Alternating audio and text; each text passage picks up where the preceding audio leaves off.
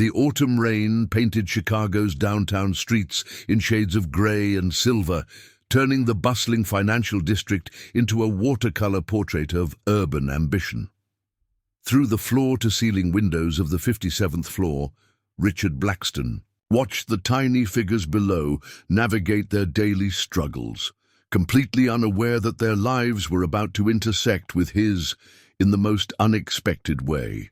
What started as an ordinary Tuesday morning would become the catalyst for a transformation that would shake the foundations of everything he believed about success, family, and the true meaning of wealth. Before we jump back in, tell us where you're tuning in from. And if this story touches you, make sure you're subscribed, because tomorrow I've saved something extra special for you. The elevator climbed silently toward the penthouse offices of Blackstone Global Industries, carrying its solitary passenger through a vertical journey that mirrored his rise to power.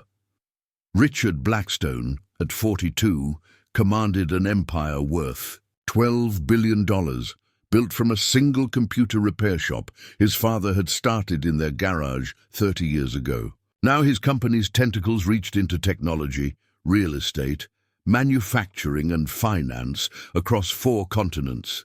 The elevator doors opened with a whisper into the marble-floored executive suite, where pristine white walls displayed abstract art worth more than most people's homes. Richard's assistant, Margaret Chen, stood waiting with his morning briefing, her expression as perfectly composed as the immaculate space around them.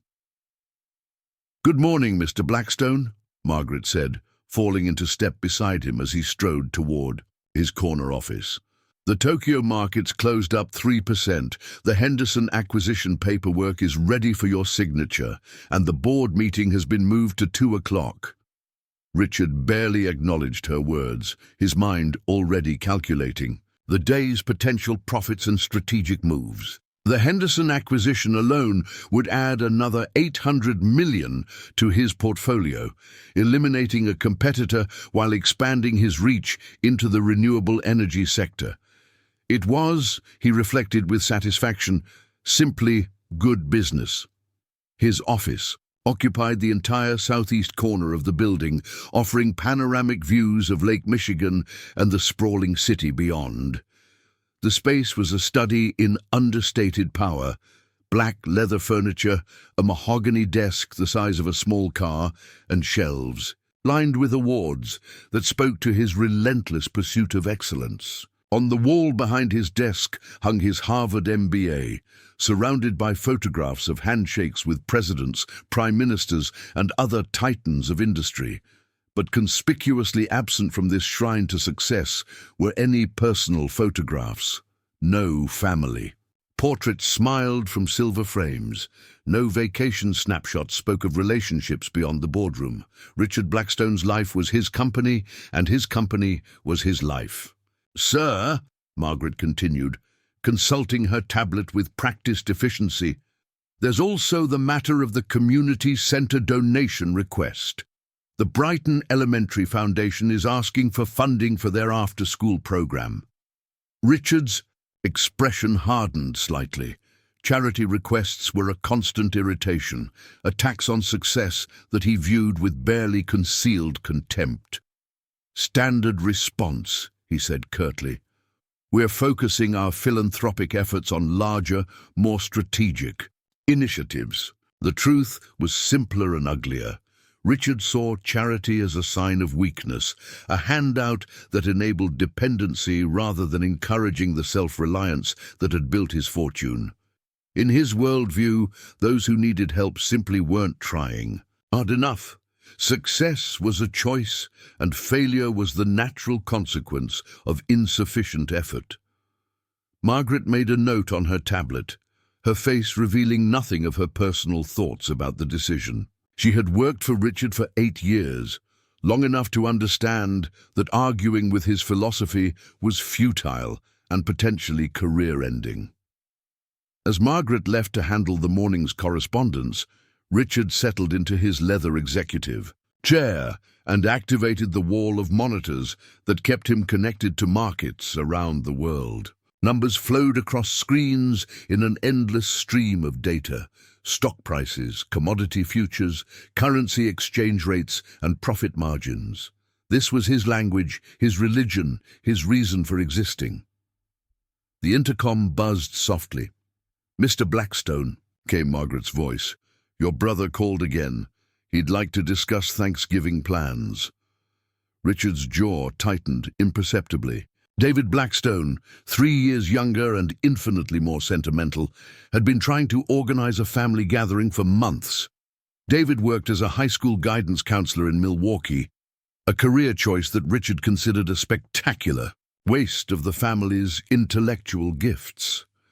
Their relationship had grown increasingly strained over the years, with David's persistent attempts at maintaining family connections clashing against Richard's single-minded focus on business success. "Tell him I'm in meetings all week," Richard replied, though his calendar showed several free blocks.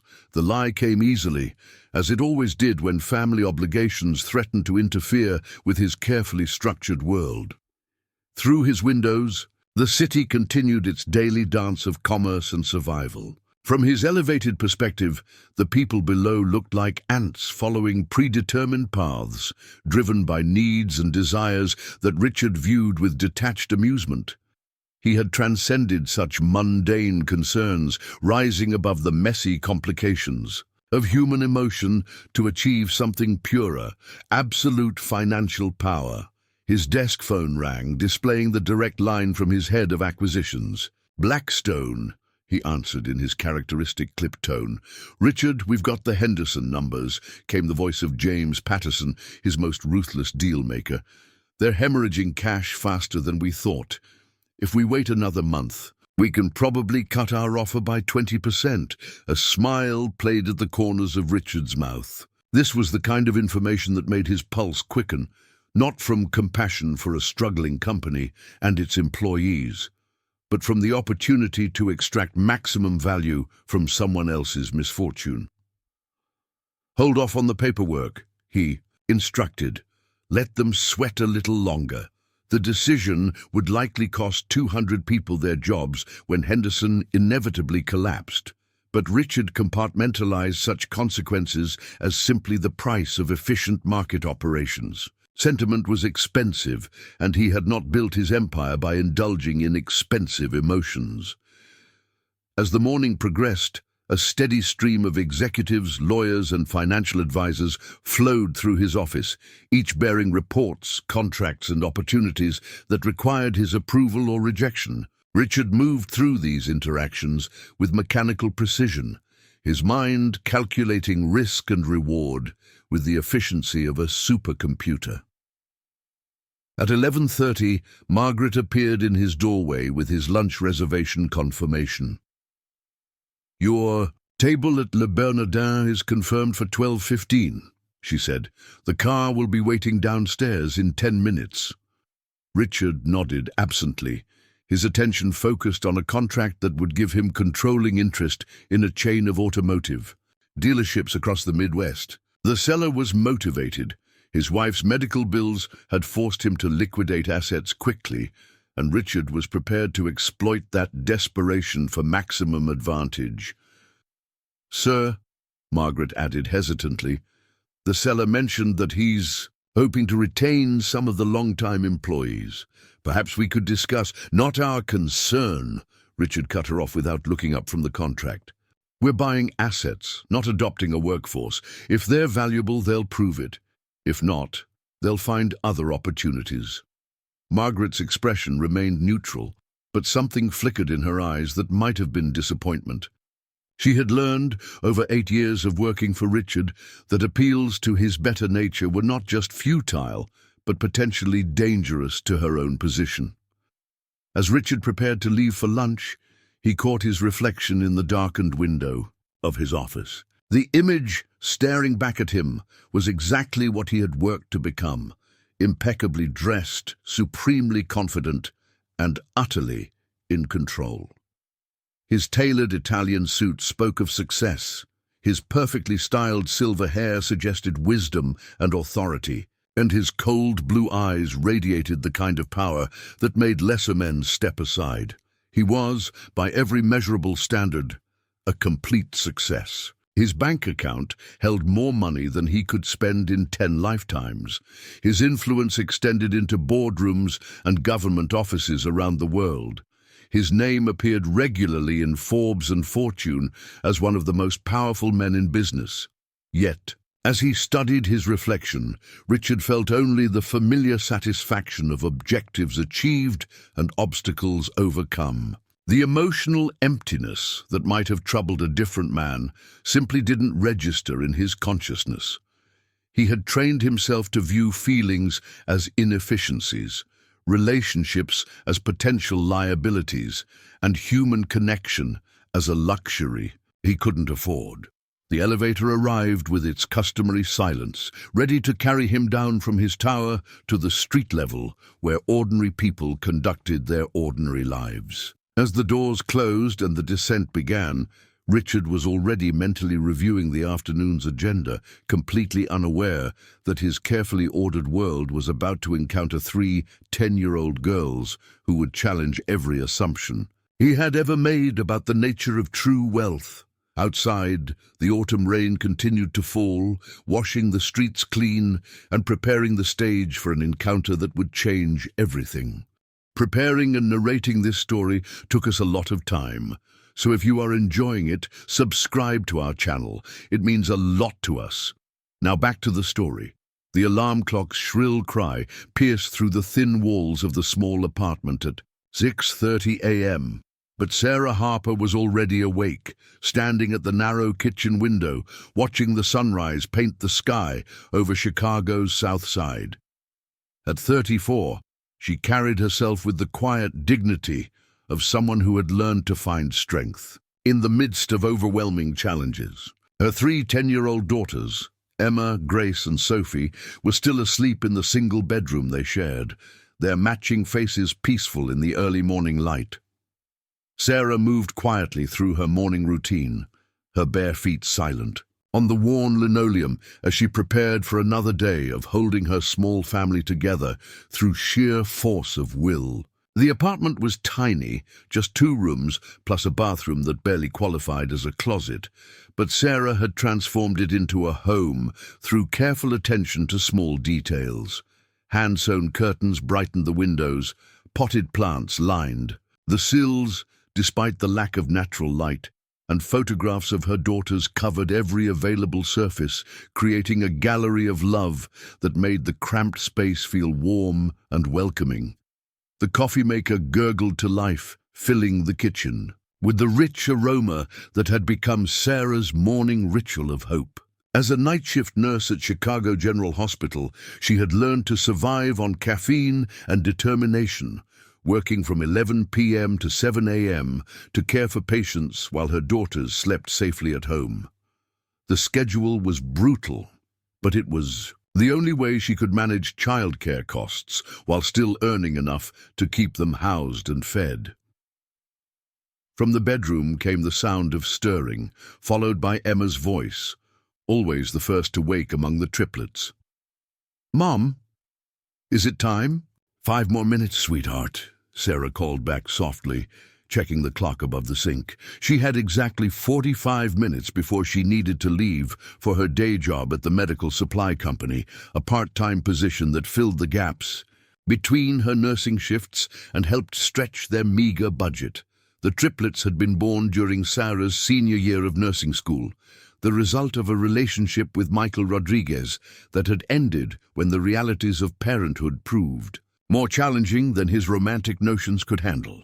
Michael had moved to California when the girls were 2, sending occasional birthday cards, but no financial support, leaving Sarah to navigate single motherhood while completing her education and launching her career. "Morning, Mum," came Grace's sleepy voice as the 3 girls emerged from their bedroom in matching pajamas that Sarah had found at a thrift store and carefully mended. Despite being triplets, each girl had developed her own distinct personality. Emma, born first by 3 minutes, had appointed herself the leader and protector of her sisters. Grace, the middle child, possessed an artist's soul and could find beauty in the most unlikely places. Sophie, the youngest by mere minutes, had inherited her mother's compassionate heart and spent her time caring for stray cats and injured birds. "Good morning, my beautiful girls," Sarah said, opening her arms for the group hug that had become their daily tradition. The girls swarmed around her, their warmth and laughter filling the small kitchen with the kind of wealth that couldn't be measured in dollars. "What's for breakfast?" Sophie asked, though she already knew the answer. Their morning meal rarely varied: oatmeal with whatever fruit Sarah could afford, toast when bread was on sale, and orange juice diluted with water to make it last longer. "Oatmeal with cinnamon," Sarah announced with forced cheerfulness, reaching for the large container that served as their breakfast staple. "And I found some bananas on markdown yesterday." The girls cheered as if she had announced a feast, their genuine enthusiasm for simple pleasures, reminding Sarah daily why she fought so hard to provide for them. As she stirred the oatmeal, Emma appeared at her elbow with the small notebook where the family tracked their expenses. "Mum, we have $14.37 left until Friday," Emma reported with the seriousness of a corporate accountant. At 10, she had already learned to count money with the precision of someone who understood its scarcity. Sarah's heart clenched at her daughter's words, but she kept her expression neutral. $14 had to cover groceries, bus fare, and any unexpected expenses for the next 3 days, until her nursing paycheck arrived. It was possible, but only with the kind of careful planning that had become second nature to their family. "That's perfect," Sarah said, kissing the top of Emma's head. "We're doing great." As the girls ate their breakfast, Sarah mentally reviewed her day. After her shift at the medical supply company, she would pick up the girls from Mrs. Rodriguez's apartment downstairs, their neighbor who watched them after school in exchange for Sarah occasionally helping with her elderly mother's medical needs. Then there would be homework supervision, dinner preparation, and getting everyone ready for bed before she left for her night shift at the hospital. The schedule was exhausting, but it was their reality, and Sarah had learned to find moments of joy within the relentless demands of survival. Watching her daughters help each other with homework, listening to Grace sing while she drew pictures, seeing Sophie's face light up when she discovered a new book at the library.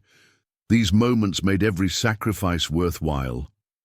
"Girls, remember, you have your school pictures today," Sarah said, retrieving 3 carefully pressed dresses from the closet. She had bought the dresses at a church rummage sale, spending precious grocery money because she wanted her daughters to have something special for picture day. "We look beautiful, Mom," Grace said, spinning in her navy blue dress with tiny flowers. "You always make us look beautiful." The simple statement brought tears to Sarah's eyes, though she quickly blinked them away. Her daughters never complained about their second-hand clothes or their simple meals. They had learned to find wonder in small things, to support each other through difficulties, and to appreciate the love that surrounded them even when material comforts were scarce. "I packed your lunches," Sarah said, handing each girl a brown bag containing a peanut butter sandwich, an apple, and a small container of goldfish crackers, their one treat of the day. "And remember, after school you go straight to Mrs. Rodriguez." "Can we stop at the library?" Sophie asked hopefully. "Miss Jenkins said they got new books about animals." Sarah checked her watch. The library visit would mean a longer walk and potentially being late for her own job, but the hope in Sophie's eyes made the decision easy. "Of course, sweetheart, but just for 20 minutes. As they prepared to leave for school, Emma appeared, with something clutched tightly in her small fist. "Mum, I've been saving this from my allowance," she said, opening her hand to reveal 2 crumpled dollar bills. "In case we need it." Sarah's throat tightened. Emma's allowance consisted of the quarters Sarah occasionally found in their couch cushions or the dollar she earned by helping Mrs. Rodriguez carry groceries. That her 10-year-old daughter was trying to contribute to the family's financial survival broke and mended Sarah's heart simultaneously. "You keep that, baby," Sarah said gently. "That's your money." "But we're a team," Emma replied with the wisdom of someone far older than her years. "Teams share everything." The words echoed in Sarah's mind as she walked her daughters to Washington Elementary, their hands linked as they navigated the bustling sidewalks of their neighborhood.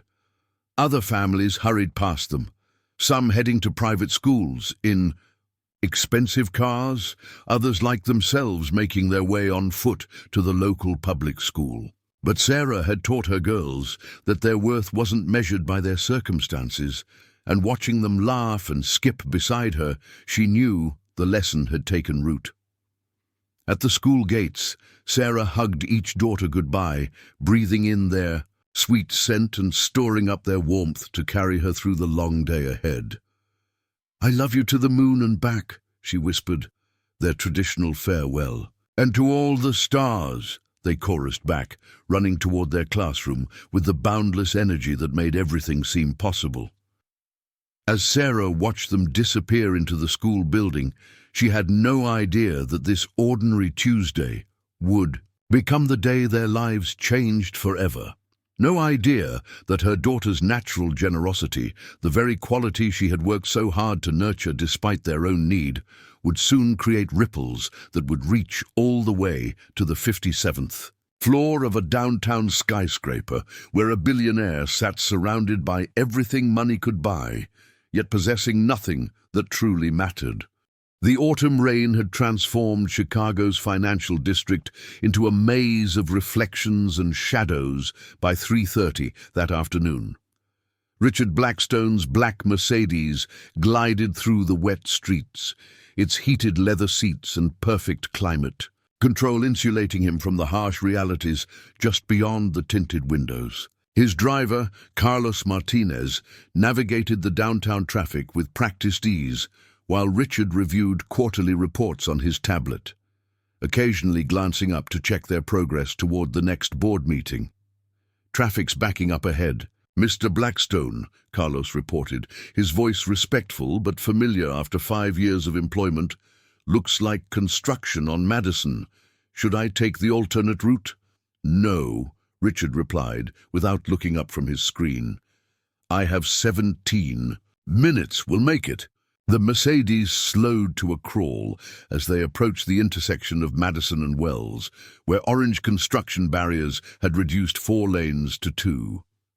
Richard's attention remained fixed on profit margins and market projections until something unusual caught his peripheral vision. 3 small figures stood huddled together on the sidewalk corner, their matching school uniforms marking them as students from one of the area's public schools.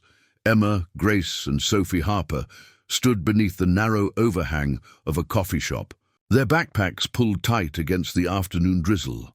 They had been walking home from their library visit when the rain intensified, forcing them to seek shelter while they waited for it to pass. Their mother's careful instructions about staying dry and getting to Mrs. Rodriguez's apartment on time echoed in their minds, but the weather had other plans. "We're going to be late," Emma said, checking the small watch their mother had given her for her birthday. "Mrs. Rodriguez will worry." Grace pressed her nose against the coffee shop window, watching the elegant patrons inside sipping expensive drinks and typing on laptop computers. "Look at all those fancy coffees," she whispered with wonder. "They have ones with whipped cream that look like little mountains." Sophie's attention was drawn elsewhere. Across the street, partially hidden beneath a loading dock overhang, sat a figure that made her young heart constrict with sympathy. An elderly homeless man, his weathered face framed by a grey beard, sat on a piece of cardboard with a paper cup positioned hopefully beside him. His worn jacket provided little protection against the October chill, and his thin frame spoke of too many missed meals. "Look," Sophie whispered, tugging on her sister's sleeves. That man looked so cold and hungry. Emma and Grace followed her gaze to where Thomas Mitchell sat in quiet desperation. At 68, Thomas had once been a decorated Vietnam veteran and a skilled carpenter who had built custom furniture for wealthy Chicago families. But a series of misfortunes, a back injury, mounting medical bills, the loss of his small workshop to gentrification, and finally, his wife Martha's death from cancer had stripped away everything he had worked for over decades. Now he spent his days seeking shelter and kindness from strangers, his dignity intact, but his circumstances heartbreaking. He looks like Grandpa might have looked, Grace said softly, remembering the stories their mother told about Sarah's father, who had died when the girls were babies. Emma felt in her pocket for the $2 bills she had tried to give their mother that morning. Sarah had insisted she keep the money, saying it was hers to spend as she chose. Looking at the elderly man across the street, Emma's choice became crystal clear. We should help him, Emma said, her voice carrying the authority of the eldest sister. Mom always says we should help people when we can. But we only have $2. Grace pointed out practically, and we're supposed to save money. Sophie was already reaching into her own small purse, pulling out the single-dollar bill she had earned by helping their neighbor, Mrs. Chen, sort recycling. I have $1, she announced. We could give him $3 total. Emma nodded decisively. Mom says when you help someone, you help yourself too, and we have each other. He doesn't have anyone. The decision made, the three girls waited for a break in traffic before crossing the street with careful steps their mother had taught them. Richard, still focused on his tablet, didn't notice the small figures making their way toward the loading dock where Thomas sat. Thomas looked up in surprise as three young girls approached him, their school uniforms damp from the rain, but their faces bright with purpose. In his months on the street, he had grown accustomed to being invisible to most passers-by, particularly children, who were often hurried past him by uncomfortable parents. Excuse me, sir, Emma said politely, her voice clear despite her nervousness. Are you hungry? Thomas blinked in amazement at the question. These were clearly not wealthy children. Their clothes, though clean and neat, bore the telltale signs of careful mending and extended wear.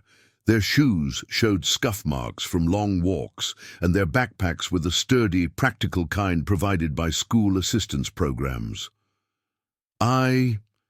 Yes, sweetheart, Thomas replied gently, his voice rusty from disuse. I am a little hungry. Grace stepped forward with the compassion that defined her artistic soul. We don't have much, but we want to share with you. She held out the $1 she had been saving for a new set of colored pencils she had seen at the school store. Sophie joined her sister, extending her own $1 with a smile that could have melted the hardest heart. My mom says sharing makes you feel warm inside, even when it's cold outside. Emma completed the gesture by offering her $2, her entire savings and safety net. This isn't very much, but maybe you can get something warm to eat. Thomas stared at the crumpled bills in the small hands extended toward him, his eyes filling with tears he hadn't shed in months. These children, who clearly had so little themselves, were offering him everything they possessed without hesitation or condescension. The simple generosity of their gesture touched something in his heart that had been frozen by months of rejection and indifference. Girls, he said, his voice trembling with emotion, this is incredibly kind, but you should keep your money. You look like you might need it yourselves. We have our mom, Emma replied with the wisdom that came from their circumstances. She takes good care of us, but you're all alone, and everyone needs someone to care about them. In his Mercedes, Richard had finally noticed the unusual scene unfolding across the street. His driver had stopped the car completely now, caught in the traffic backup, providing Richard with an unobstructed view of the three girls speaking earnestly with the homeless man. Initially, his reaction was one of mild curiosity mixed with disapproval. Parents these days were far too permissive, allowing their children to interact with potentially dangerous strangers. But as he watched more closely, something about the interaction began to penetrate his usual indifference. The girl's body language spoke of genuine concern rather than childish curiosity. They stood close together but without fear, their faces animated with purpose. And the man, Richard could see even from a distance that he was crying. Thomas accepted the money with hands that shook from more than just the cold. "What are your names?" he asked, wanting to remember this moment forever. "I'm Emma, and these are my sisters Grace and Sophie," Emma replied. "We're triplets." "And what's your name?" Sophie asked with genuine interest. "Thomas," he replied, straightening his shoulders with a dignity that hadn't been evident moments before. "Thomas Mitchell." "It's nice to meet you, Mr. Thomas," Grace said formally. "I hope you can get something good to eat." As the girls prepared to leave, Thomas called after them. "Wait," he said, reaching into his jacket pocket. "I want you to have something." He pulled out a small wooden carving, a simple bird he had whittled during quiet moments, one of the few remnants of his carpentry skills. "I made this. It's not much, but I want you to know that your kindness today, it means everything to me." Sophie accepted the carving with reverence, cradling it in her small hands as if it were made of precious metal. "It's beautiful, Mr. Thomas. We'll treasure it always." From his car, Richard watched the entire exchange with growing amazement. The transformation in the homeless man was visible even from across the street. His posture had straightened. His face had animated with something resembling hope, and his interaction with the children carried a dignity that money couldn't purchase. The traffic began moving again, and Carlos put the car in drive. But Richard found himself turning in his seat to watch the scene until it disappeared from view. The three girls were walking away together, their hands linked and their steps light, despite having given away what was likely their only spending: money. The homeless man, Thomas, sat holding the bills they had given him as if they were sacred objects. His face transformed by an emotion Richard hadn't seen in years.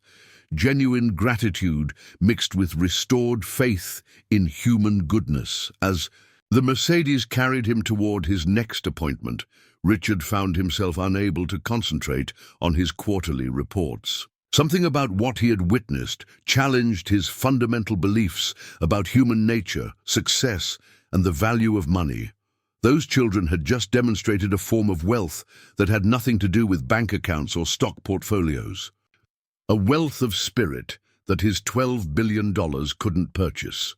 For the first time in decades, Richard Blackstone found himself questioning whether he truly understood what it meant to be rich. The board meeting at Blackstone Global Industries proceeded with its usual mechanical precision, but Richard found his attention drifting in ways that would have alarmed his colleagues had they noticed. While the head of international operations droned through quarterly projections for the Asian markets, Richard's mind kept returning to the scene he had witnessed on Madison Street. The image of three small girls giving away their last dollars refused to fade, lingering in his consciousness like an unexpected melody. "Richard?" The voice of Patricia Morrison, his chief financial officer, cut through his reverie. "Your thoughts on the Singapore expansion timeline?" Richard straightened in his leather chair, forcing his attention back to the mahogany conference table where 12 of the company's top executives waited for his response. "Move forward with the accelerated schedule," he said automatically, though he hadn't absorbed a word of the previous discussion. Time is money. The meeting continued for another 47 minutes, covering acquisitions, market analyses, and strategic initiatives that would affect thousands of employees and millions in revenue. But for the first time in his career, Richard struggled to maintain his legendary focus. Every few minutes, his mind would wander back to the homeless man's transformed expression, to the children's innocent generosity. to a moment of human connection that his world of quarterly reports and profit margins couldn't explain or quantify. When the meeting finally concluded, Richard remained seated as his executives filed out, their conversations already shifting to evening plans and weekend getaways. Margaret appeared in the doorway with his usual post-meeting briefing, but he waved her away with an uncharacteristic gesture. "Cancel my 6 o'clock with Henderson Industries," he said abruptly, "and hold my calls for the rest of the afternoon." Margaret's eyebrows rose slightly. Richard never cancelled meetings, especially lucrative ones. "Sir, the Henderson meeting represents an $800 million acquisition. Are you feeling unwell?" "I'm fine," Richard replied curtly, though he wasn't entirely sure that was true. "Just reschedule it." Alone in his office, Richard moved to the floor-to-ceiling windows that offered his commanding view of the city below. Somewhere in that urban maze were 3 children who had just demonstrated something he had never encountered in 4 decades of business dealings: genuine altruism without expectation of return. The concept was so foreign to his experience that he found himself analyzing it like a complex merger, searching for the hidden motivations and calculated benefits that surely existed beneath the surface. But no matter how he examined the encounter, he couldn't find the angle. The girls had received nothing tangible in return for their money except a small wooden carving that was worthless by any financial metric. They hadn't taken photos for social media, hadn't asked for recognition, hadn't even given their last names. They had simply seen a need and responded with immediate, uncomplicated generosity. Richard picked up his secure desk phone and dialed an extension he rarely used. "This is Blackstone. I need you to send someone to Madison and Wells, near the construction zone. There's a homeless individual there, elderly, grey beard, veteran by the look of him. I want a full background check by tomorrow morning." The voice on the other end belonged to Marcus Webb, head of corporate security and private investigations, a former FBI agent whose services Richard typically employed for due diligence on business rivals and potential security threats. "Sir, is there a particular concern, a threat assessment we should be aware of?" "No threat," Richard said, surprising himself with the admission. "Just information, everything you can find, background, circumstances, how he ended up on the E Street. Comprehensive report." After ending the call, Richard found himself pacing his office in a way that would have concerned his personal physician. His carefully controlled world had been disrupted by something as simple as children sharing their pocket money, and the disruption was creating ripples through his consciousness that he couldn't seem to stop. The intercom buzzed softly. "Mr. Blackstone," came Margaret's voice, "your brother David is here to see you. He says it's important." Richard's jaw tightened. David's unannounced visits always meant some appeal to family sentiment or social conscience that Richard preferred to avoid. "Send him in," he said reluctantly, bracing himself for whatever emotional manipulation his younger brother had prepared. David Blackstone entered the office with the same confident stride that ran in their family. But where Richard's presence commanded through intimidation, David's emanated warmth and genuine concern. At 39, he looked younger than his years, his casual clothing and easy smile reflecting a man comfortable with choices that prioritized meaning over money.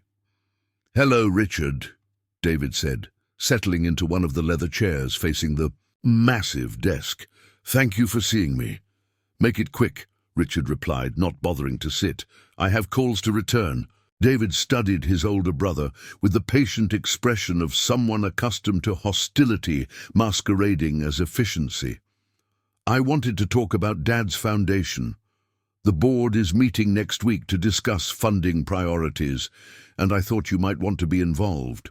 Their father, William Blackstone, had established a modest charitable foundation before his death 3 years earlier, focusing on educational opportunities for underprivileged children. Richard had inherited controlling interest, but had delegated all operational decisions to David, viewing the foundation as a necessary tax write-off rather than a meaningful endeavor. "You handle it," Richard said dismissively. "That's what you're there for." "Richard, we have an opportunity to make a real difference," David pressed, leaning forward in his chair. "There's a proposal to fund after-school programs in Southside." "Schools? Kids who are falling through the cracks, who just need someone to believe in them." The words struck Richard unexpectedly, conjuring images of 3 children in worn school uniforms walking hand in hand through rainy streets. "What kind of programs?" he heard himself ask. David's eyes widened slightly at the first sign of interest his brother had shown in the foundation's work. "Tutoring, arts programs, safe spaces for kids whose parents work multiple jobs. Many of these children are essentially raising themselves while their families struggle to survive." Richard moved to his window again, watching the afternoon shadows lengthen across the city. "What's the financial requirement?" 200,000 would fund programs for 5 schools for an entire year, David replied, barely containing his excitement at his brother's engagement. "It's a fraction of what the company spends on executive bonuses, but it could transform hundreds of young lives." The amount was indeed insignificant by Richard's standards. Less than he typically spent on a single piece of art for his penthouse. But something about David's passion, combined with his afternoon encounter, created an unexpected resonance in his thinking. "Draw up a proposal," Richard said finally. "Detailed budget, measurable outcomes, administrative oversight. If it makes financial sense, we'll consider it." David stood slowly, as if sudden movements might shatter this unprecedented breakthrough. "Richard, thank you. This means more than you know." After David left, Richard returned to his desk and activated his computer, his fingers hesitating over the keyboard before typing a search phrase that felt foreign. "Chicago homeless population statistics." The results were staggering. Over 65,000 individuals experiencing homelessness in the greater Chicago area, with veterans comprising nearly 20% of that population. He clicked through articles about the causes: job loss, medical bankruptcy, mental illness, substance abuse, domestic violence, and simple economic displacement. Each story represented a human being who had once had a different life, different dreams, different circumstances. The revelation that homelessness could result from factors beyond personal failure challenged another cornerstone of Richard's worldview. His secure phone rang, interrupting his research. "Blackstone," he answered. "Sir, this is Webb. I have some preliminary information on the individual you asked me to investigate." "Go ahead." Thomas Mitchell, age 68. Vietnam veteran, served 2 tours, received Bronze Star and Purple Heart. Worked as a master carpenter for 32 years, owned Mitchell Custom Woodworking on the north side. Lost his business 3 years ago when the building was sold for development. Wife died of cancer 18 months ago. Medical bills wiped out their savings. Been on the streets for approximately 8 months. Richard absorbed the information in silence, each detail adding depth to the figure he had observed from his car window. This wasn't a man who had chosen his circumstances or failed through lack of effort. This was someone who had served his country, built a successful business, and been devastated by forces beyond his control. "Anything else?" Richard asked. "No criminal record, no substance abuse issues." According to former colleagues, he was known for exceptional craftsmanship and absolute reliability. Several mentioned that he frequently donated his time to build furniture for families in need. The final detail struck Richard like a physical blow. Even in prosperity, Thomas Mitchell had been generous with his skills and time. The parallel to the afternoon's encounter was unmistakable, a pattern of giving that persisted even in the Face of personal hardship. As Richard ended the call, he found himself staring at the framed Harvard MBA on his wall, wondering for the first time whether his education had taught him everything he needed to know about success and failure, wealth and poverty, the meaning of a life well lived. Outside his windows, the city continued its daily rhythm, but Richard was beginning to see it differently. Behind every face, on every street corner, was a story, a history, a series of choices and circumstances that had led to their current situation.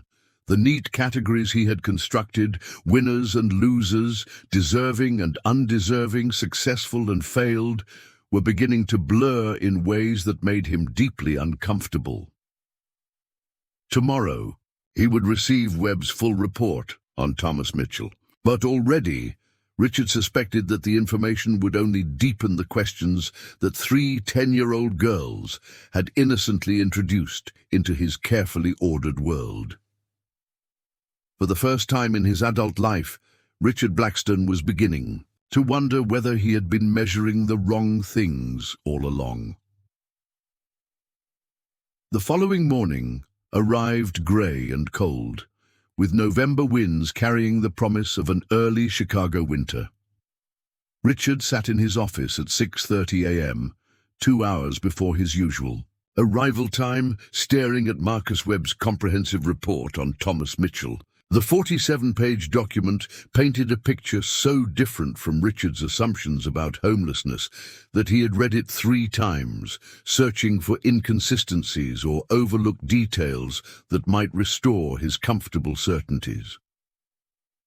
Thomas Eugene Mitchell had been born in Cicero, Illinois, to a family of modest means. His father worked the steel mills, while his mother cleaned houses to supplement their income.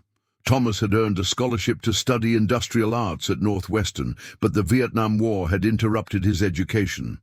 He had volunteered for service in 1972, serving with distinction in an engineering battalion that built bridges and schools in war-torn villages. The Bronze Star citation described his actions during a Viet Cong attack on a refugee camp, where he had exposed himself to enemy fire to evacuate wounded civilians. After returning home, Thomas had completed his degree using the GI Bill and apprenticed with master craftsmen to learn traditional woodworking techniques. By 1985, he had established Mitchell Custom Woodworking, specializing in restoration projects for Chicago's historic homes and custom furniture for discerning clients. His work had been featured in architectural magazines, and his client list had included several names Richard recognized from Chicago's social registers. The report detailed Thomas's 32 years of business success, his marriage to Martha Kowalski in 1978, their inability to have children, and their subsequent dedication to mentoring young people through various community programs. Thomas had taught woodworking skills to teenagers in juvenile detention centers, built playground equipment for underfunded schools, and created custom furniture for families who had lost everything in house fires. The decline had begun 3 years earlier, when Thomas's building was sold to developers planning a luxury condominium complex. Unable to afford the dramatically increased rent elsewhere, he had been forced to liquidate his workshop. Around the same time, Martha had been diagnosed with pancreatic cancer. The medical bills, combined with the loss of his business income, had consumed their life savings within 18 months. Martha had died 2 months after Thomas had been evicted from their apartment, leaving him not only heartbroken, but financially devastated. Richard set the report aside and walked to his window, watching early commuters hurry through the streets. Below, the story challenged everything he believed about personal responsibility and economic outcomes. Thomas Mitchell had done everything right, served his country, built a successful business, contributed to his community, saved for retirement. Yet a series of circumstances beyond his control had stripped away his security and dignity. His contemplation was interrupted by Margaret's arrival with his morning coffee and schedule. "Good morning, Mr. Blackstone," she said, noting his unusually early presence. "Your first appointment isn't until 9. Are you feeling well?"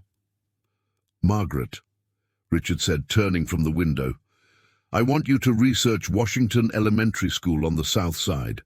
Find out everything about their programs, their needs, their student demographics." Margaret's expression remained professionally neutral, though Richard caught a flicker of surprise in her eyes. "Certainly, sir. Is this related to a potential business venture?" "Information gathering," Richard replied evasively. He wasn't ready to explain his interest, partly because he didn't fully understand it himself. At 8:15, his phone rang with a call from David. "Richard, I wanted to thank you again for agreeing to consider the after-school program funding. I've been working on the proposal all night." "Send it to Margaret when it's ready," Richard said, then found himself asking, "David, what made you choose education over business?" The question hung in the air for a moment, clearly unexpected.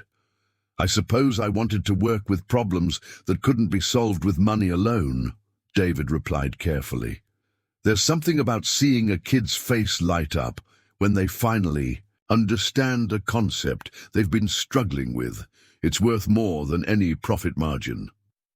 After ending the call, Richard found himself thinking about faces lighting up, specifically the transformation he had witnessed in Thomas Mitchell's expression when 3 children had offered him their last dollars. The parallel between David's description and his own recent experience was uncomfortable in its clarity. Margaret returned with preliminary information about Washington Elementary. The school served 847 students, with 89% qualifying for free or reduced-price lunch programs. Test scores were below district averages, but individual teacher reports showed dedication and innovation despite limited resources. The after-school program currently served only 40 children due to funding constraints, despite having over 200 applications. "There's something else," Margaret added hesitantly. "The school is facing budget cuts that could eliminate their music and art programs entirely. The principal, Dr. Jennifer Washington, has been trying to raise private funding to save them." Richard studied the demographic breakdown, noting that many families in the school's district worked multiple jobs, often in service industries that required evening and weekend shifts. Children like Emma, Grace, and Sophie Harper, though he didn't yet know their names, who needed safe places to go after school, while their parents worked to keep their families housed and fed. His secure line rang. "Mr. Blackstone, this is Webb. I have some additional information about Thomas Mitchell that you should know." "Go ahead." "I spoke with Father Miguel Santos at St. Catherine's Church, where Mitchell volunteers when he can. According to Father Santos, Mitchell has been sharing whatever food or money he receives with other homeless individuals, particularly an elderly woman named Dorothy, who has diabetes and struggles to afford her medication." Richard absorbed this information with growing amazement. Even in his desperate circumstances, Thomas continued to demonstrate the generosity that had apparently characterized his entire life. The pattern was so consistent, so contrary to Richard's understanding of human nature, that it demanded a fundamental reconsideration of his assumptions. "Anything else?" "Yes, sir. Mitchell apparently carved small wooden figures to trade for meals at local restaurants. The owner of Rosita's Diner mentioned that he comes in twice a week, always polite, always grateful, and always asks if there's work he can do in exchange for food rather than simply requesting charity." After ending the call, Richard sat in silence, processing the accumulating evidence that Thomas Mitchell represented something Richard had convinced himself didn't exist. Genuine goodness, persisting in the face of overwhelming hardship. The wooden bird carving that Thomas had given to the three girls wasn't just a token of gratitude. It was part of a systematic effort to maintain dignity and contribute value even when society had essentially discarded him. The intercom buzzed. "Mr. Blackstone, Dr. Jennifer Washington from Washington Elementary is on line 3. She says it's regarding a potential partnership opportunity." Richard's pulse quickened. "Put her through." "Mr. Blackstone, thank you for taking my call," came a warm, professional voice. "I understand you might be interested in supporting educational programs for at-risk children." "I'm exploring possibilities," Richard replied carefully. "Tell me about your school." For the next 20 minutes, Dr. Washington painted a picture of dedicated teachers working with limited resources, children with enormous potential constrained by circumstances beyond their control, and the daily miracles that occurred when caring adults invested in young lives. She spoke with the same passion David had shown, but with the practical experience of someone who had spent 15 years in urban education. "Mr. Blackstone, we have children who walk miles to school because their families can't afford bus fare. We have kids doing homework by candlelight because the electricity was shut off. But we also have a 10-year-old who's reading at high school, level triplets who look out for every lonely child in their grade, and a boy who builds robots from discarded electronics he finds in dumpsters." The reference to triplets made Richard's breath catch. "Tell me about the triplets." "The Harper girls, Emma, Grace, and Sophie. Their mother works 2 jobs to support them, but those children are among the most generous, caring students I've ever encountered. Just yesterday, I heard they gave their lunch money to a new student whose family couldn't afford school supplies.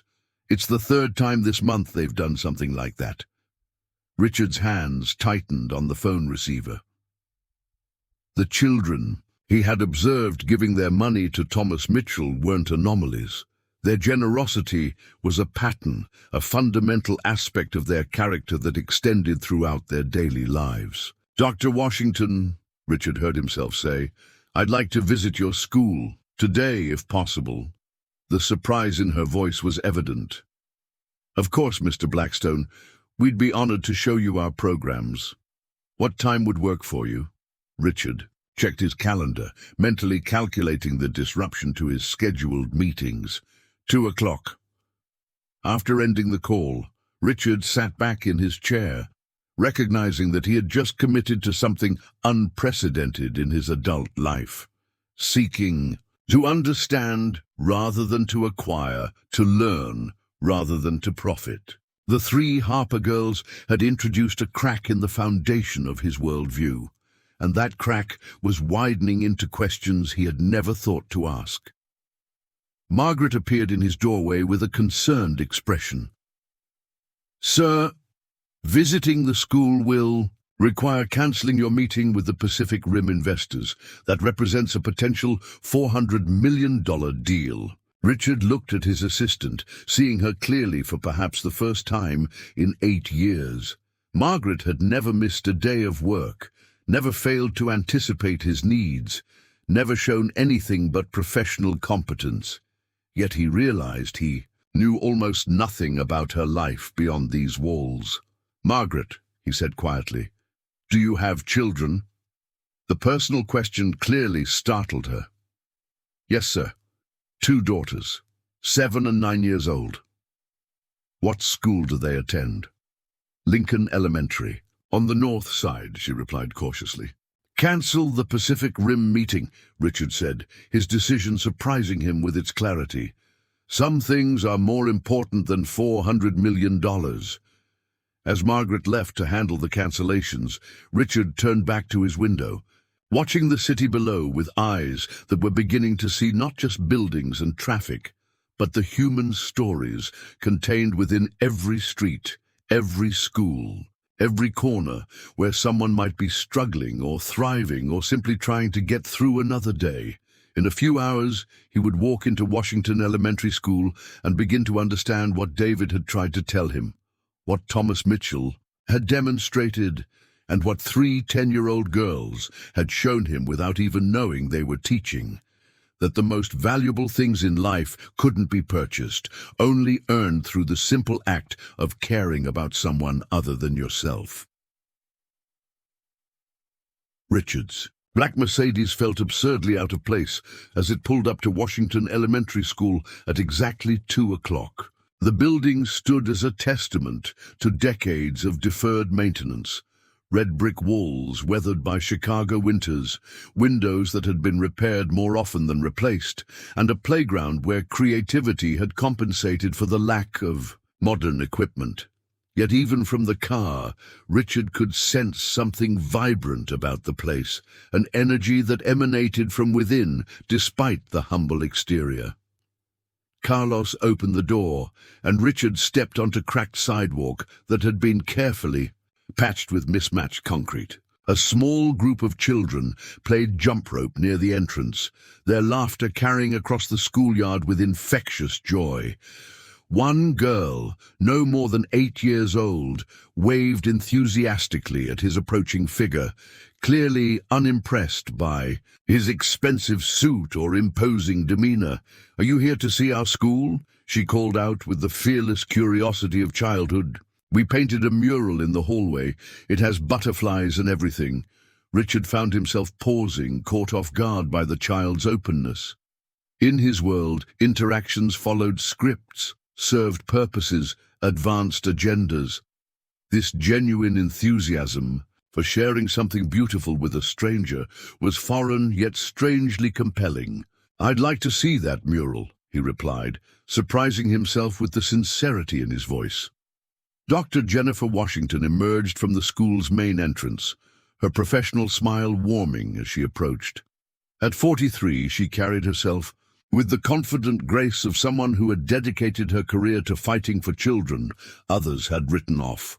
Her handshake was firm, her eyes direct, and her presence immediately commanded respect. "Mr. Blackstone, welcome to Washington Elementary," she said. "We're honored by your visit." As they walked through the main corridor, Richard was struck by the transformation that had occurred within the aging building. The walls burst with student artwork, colorful displays of academic achievements, and photographs celebrating everything from perfect attendance to acts of kindness. The mural the young girl had mentioned stretched along one entire wall, a collaborative effort depicting the neighborhood's dreams and aspirations in vibrant blues, greens, and golds. "Our 4th graders created that last spring," Dr. Washington explained, noting his attention to the artwork. "The theme was our community, our future." Each child contributed something that represented their hopes for the neighborhood. Richard studied the mural more closely, identifying images of new parks, clean streets, families reading together, and children in graduation caps. These weren't the naive fantasies of sheltered youth. They were the thoughtful aspirations of young people who understood struggle and still chose hope.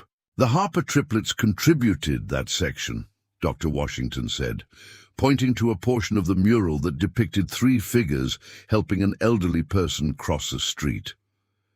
"Emma, Grace, and Sophie have been with us since kindergarten." Exceptional children. The mention of the Harper girls sent a jolt through Richard's consciousness. "Tell me more about them." Dr. Washington's expression softened with obvious affection. "Those 3 girls are something special. Their mother, Sarah, works incredibly hard to provide for them, but the girls never use their circumstances as an excuse. They're academically gifted, but more importantly, they have hearts that seem to expand rather than contract in the face of hardship." She led him to a classroom where 15 children sat in a circle, participating in what appeared to be a peer mediation session. A teacher, Ms. Rodriguez, facilitated as 2 students worked through a playground conflict with the help of their classmates. "This is our conflict resolution program," Dr. Washington explained in a low voice. We teach children that problems can be solved through communication and understanding rather than anger or exclusion. Richard watched as a boy named Marcus, no more than 9 years old, listened carefully to another student's complaint about being excluded from a game. Instead of defensiveness, Marcus showed genuine concern, asking questions about how his actions had made the other child feel. The conversation concluded with an apology, a plan for inclusion, and a handshake that clearly restored their friendship. "Where did they learn these skills?" Richard asked, genuinely curious. "We teach them," Ms. Rodriguez replied, overhearing his question. "But more importantly, we model them. Children learn from what they see adults do more than what we tell them to do." The next stop was the library, where Richard encountered a scene that stopped him in his tracks. At a small table in the corner sat Emma, Grace, and Sophie Harper, helping younger children with their reading assignments.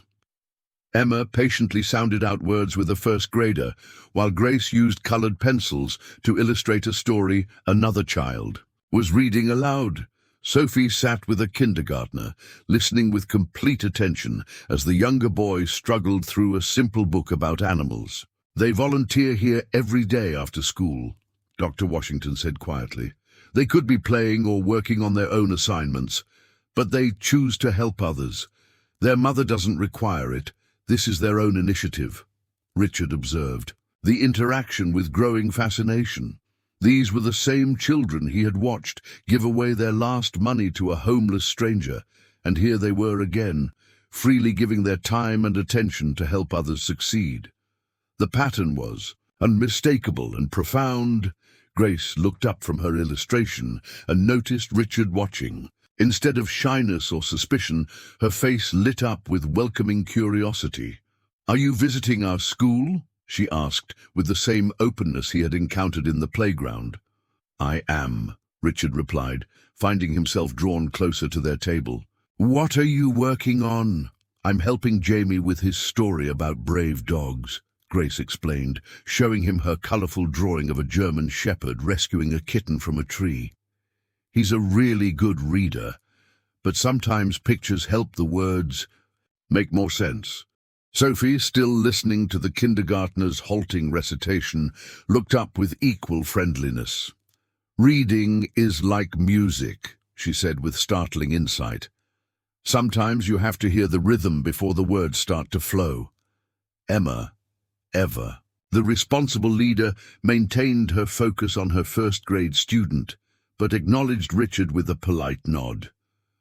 "We're almost finished here," she said. "Then we help in the after-school program."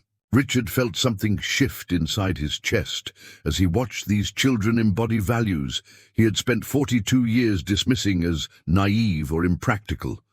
Their generosity wasn't calculated or performed.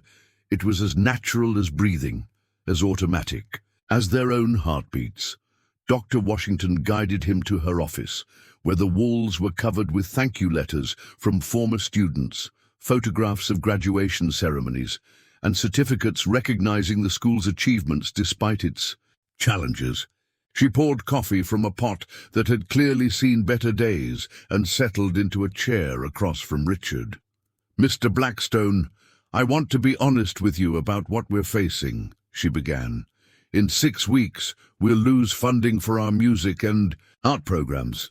Our after-school program will be cut from serving 40 children to 12. 3 of our most experienced teachers are being laid off due to budget constraints." Richard listened as she detailed the financial pressures that threatened to strip away the very programs that made Washington Elementary special. The numbers were stark. A shortfall of $150,000 that might as well have been $150 million for a school serving families who were already stretched beyond their limits. "What would full funding look like?" Richard asked. Dr. Washington's eyes widened slightly at the question. "Full funding would mean keeping all our programs, maintaining small class sizes, and possibly adding a social worker position to help families navigate challenges like housing instability and food insecurity." "Give me a number." $300,000 annually would transform what we can offer these children, she said carefully. But I understand that's a significant investment. Richard almost laughed at her description of $300,000 as significant. He had spent more than that on a single piece of art for his office. Yet for this school, for these children, it represented the difference between hope and despair, between opportunity and limitation. "Dr. Washington," he said, his decision crystallizing. "With sudden clarity, you'll have your funding, all of it, and I want to establish an endowment to ensure it continues." The principal's coffee cup clinked against her desk as she set it down with trembling hands. "Mr. Blackstone, are you serious?" "Completely serious. Have your business office contact my assistant Margaret Chen tomorrow. We'll have the first installment transferred within 48 hours. As Richard prepared to leave, he encountered the Harper triplets once more in the hallway. They were helping younger children organize their backpacks for dismissal, their natural leadership evident in the way other students looked to them for guidance and comfort. "Girls," Dr. Washington called out, "I'd like you to meet Mr. Blackstone. He's going to help our school in a very special way." Emma stepped forward with the confidence of someone far older than her 10 years. "Thank you for helping our school, Mr. Blackstone," she said formally. "We love it here, and we want other kids to love it too." Grace bounced slightly on her toes, her artistic enthusiasm bubbling over. "Are you going to help us keep the art room? I'm working on a painting of the city, and it shows all the beautiful things that happen when people help each other." Sophie, ever the empathetic heart of the trio, looked at Richard with eyes that seemed to see straight through to his soul. "Do you have children, Mr. Blackstone?" she asked gently. The question hit Richard like a physical blow. "No," he replied, his voice softer than usual.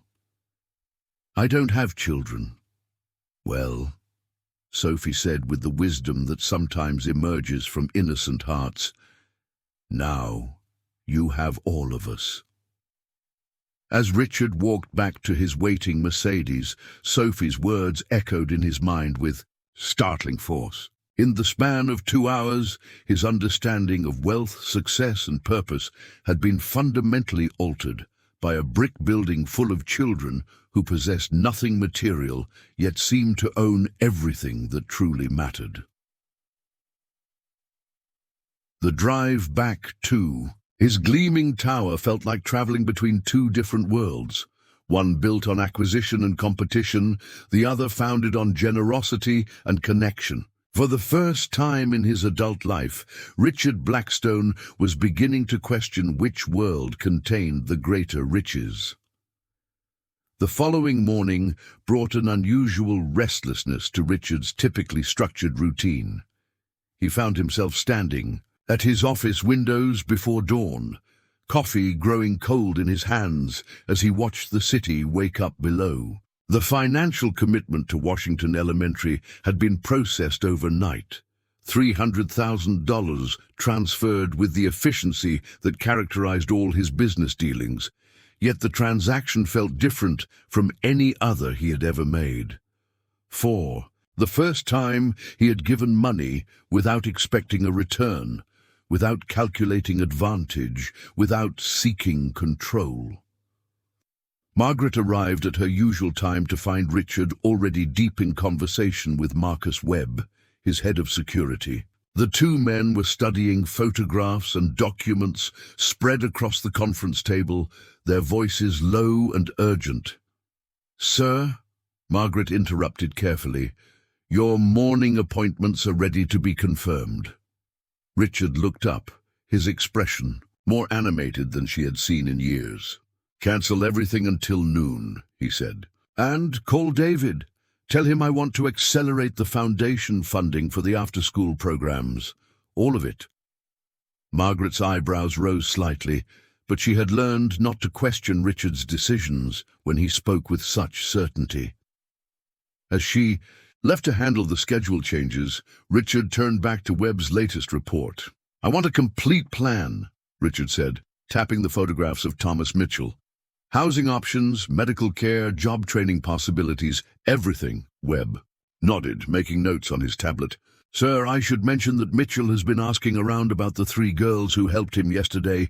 He wants to return their money, says he found some day labor and doesn't feel right keeping what little they had.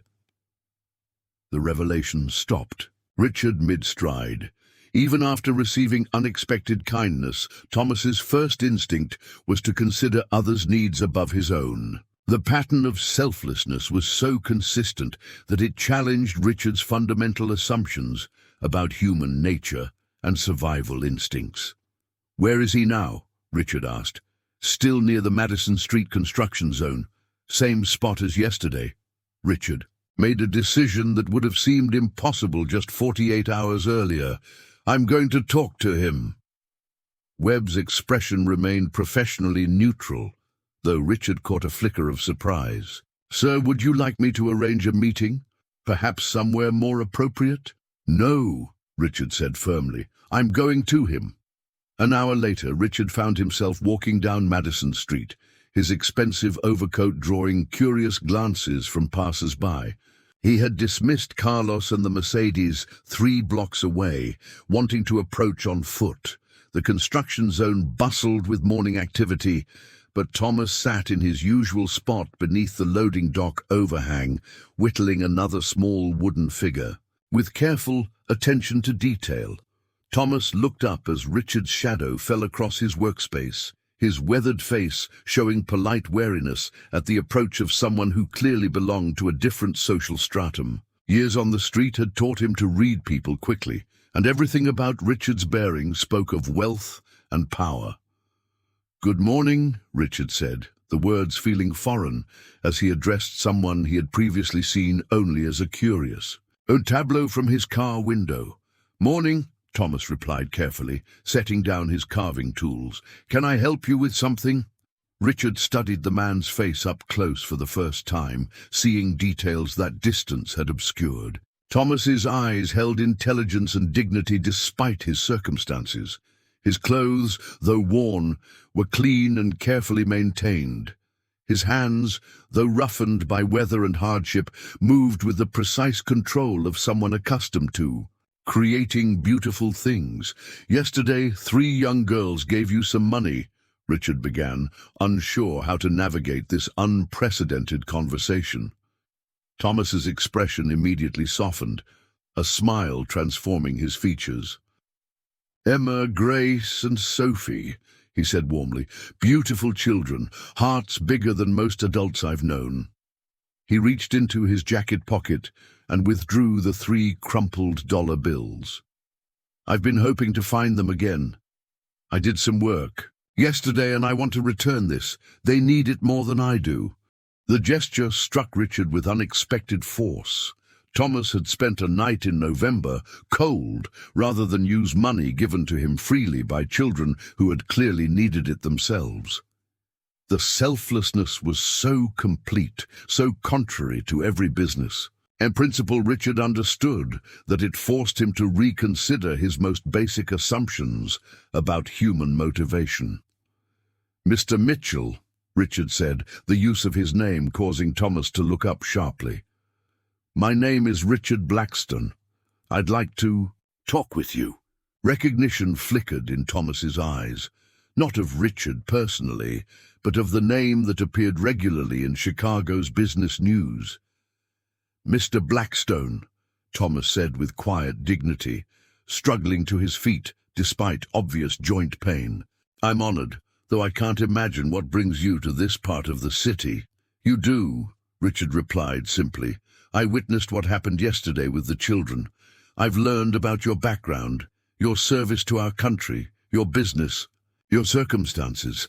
I'd like to help."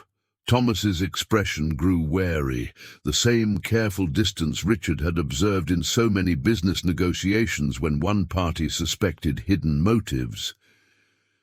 "Mr. Blackstone, I appreciate the thought, but I'm not looking for charity.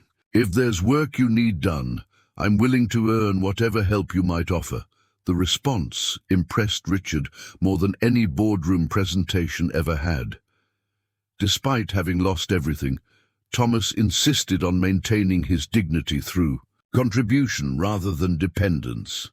It was a pride Richard had never encountered, not the brittle ego that dominated corporate hierarchies, but the quiet self-respect of someone who measured worth through service rather than accumulation. "As it happens," Richard said, an idea forming as he spoke, "I do have work. I'm funding educational programs that will require custom furniture, tables, chairs, learning centers designed specifically for children. Quality work that will last for decades." Thomas's eyes brightened with interest that had nothing to do with money and everything to do with the opportunity to create something meaningful. "What kind of educational programs?" For the next hour, Richard found himself in the most unusual business meeting of his career, conducted on a sidewalk beside a construction zone, with a homeless veteran who asked probing questions about design, requirements, safety standards, and the specific needs of the children who would use his work. Thomas's expertise became evident as he discussed wood selection, joint construction, and finishing techniques with the passionate precision of someone who had devoted his life to craftsmanship. "The after-school programs need furniture that can serve multiple purposes," Richard explained, surprised by his own enthusiasm for the project. "Spaces where children can study, create art, gather for meals, feel safe and welcomed." "Children need furniture built to their scale," Thomas said thoughtfully. "Adult-sized tables make them feel small and excluded. But if you design pieces that grow with them, that can be reconfigured for different activities, you create environments that adapt to their needs rather than forcing them to adapt to limitations." The conversation revealed Thomas's deep understanding of how physical environments affected emotional and psychological development. Insights gained through decades of creating spaces where families lived, learned, and grew together. His perspective was both practical and compassionate, focused on serving human needs rather than showcasing technical skill. "Mr. Mitchell," Richard said, as their discussion drew toward a natural conclusion, "I'd like to offer you a position overseeing this project. It would involve designing and building custom furniture for multiple school programs, managing a workshop, possibly training apprentices. The salary would be competitive with what you earned in your previous business." Thomas stared at Richard for a long moment, his weathered hands trembling slightly. "Mr. Blackstone, are you offering me this opportunity because of my qualifications, or because you feel sorry for my circumstances?" The directness of the question demanded an equally direct answer. "Both," Richard admitted. "Your qualifications are exceptional. That's evident from your background and our conversation. But yes, witnessing your circumstances, and more importantly, witnessing your character in those circumstances has affected me profoundly." Thomas nodded slowly, his eyes searching Richard's face for sincerity. "I haven't had proper workshop tools in 3 years," he said quietly. "Haven't built anything more complex than these small carvings. Are you certain I can still do the work you need, Mr. Mitchell?" Richard said with complete certainty. "I believe you can do work that will outlast both of us and serve children who haven't even been born yet." The old veteran's eyes filled with tears he made no attempt to hide. "When do I start?" As Richard walked back toward his waiting car, Thomas's $3 bills carefully preserved in his jacket pocket, he carried with him a profound sense of completion. The circle that had begun with 3 children's generosity was expanding, to encompass not just Thomas's restoration, but Richard's own transformation from someone who accumulated wealth to someone who understood its true purpose. Behind him, Thomas sat back down in his familiar spot, but now he was sketching designs for child-sized furniture on pieces of cardboard, his weathered face illuminated by hope and purpose for the first time in years. Tomorrow, He would begin creating spaces where children could learn and grow and dream. Children like Emma, Grace, and Sophie, whose simple act of kindness had set in motion changes that would ripple through countless lives.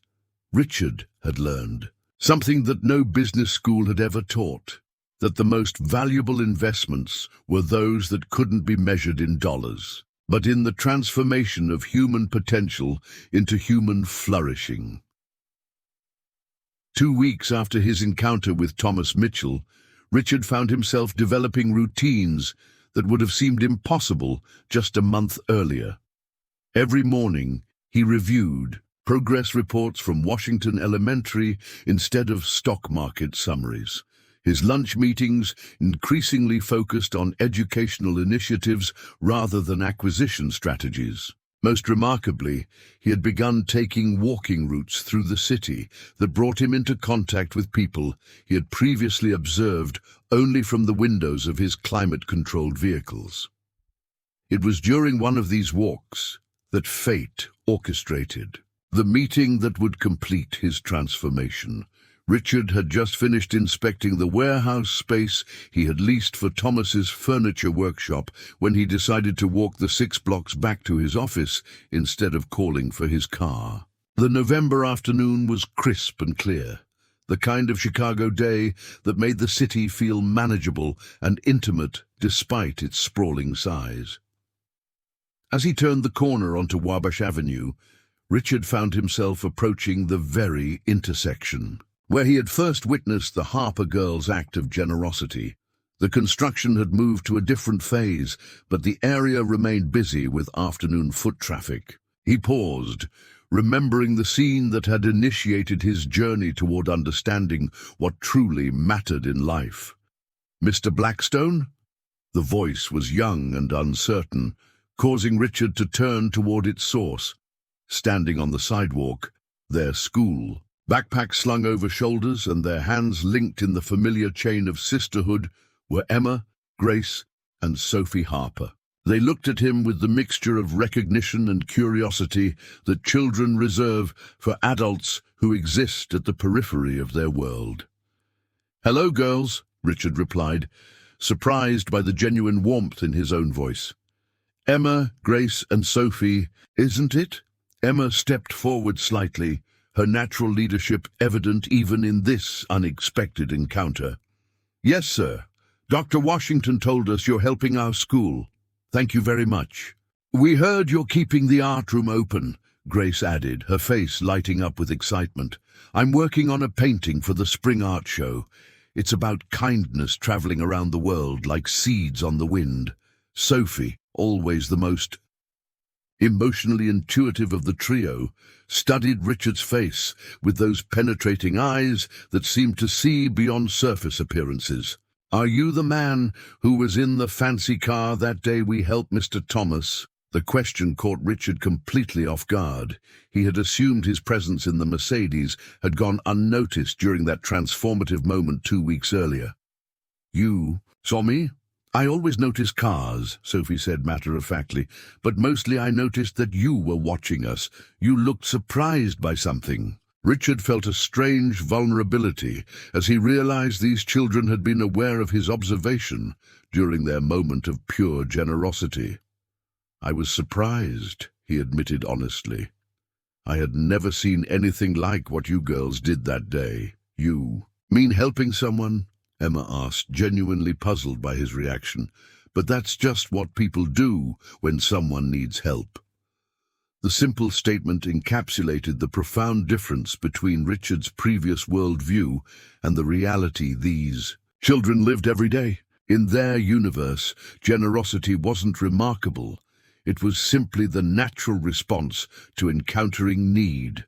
They couldn't comprehend a world where such actions would be surprising because they had never lived in one. "Where are you girls headed?" Richard asked, noting that they were walking in the direction opposite to their neighborhood. "We're going to see Mr. Thomas," Grace replied brightly. "We found out where he's working now, and Mama made cookies for him. She said anyone who makes beautiful wooden animals for children must have a very kind heart." Richard's chest tightened. with an emotion he couldn't immediately identify. The girls had somehow tracked down Thomas at his new workshop, wanting to maintain the connection their initial kindness had created. Moreover, their mother, despite her own limited resources, had contributed to this gesture of ongoing friendship.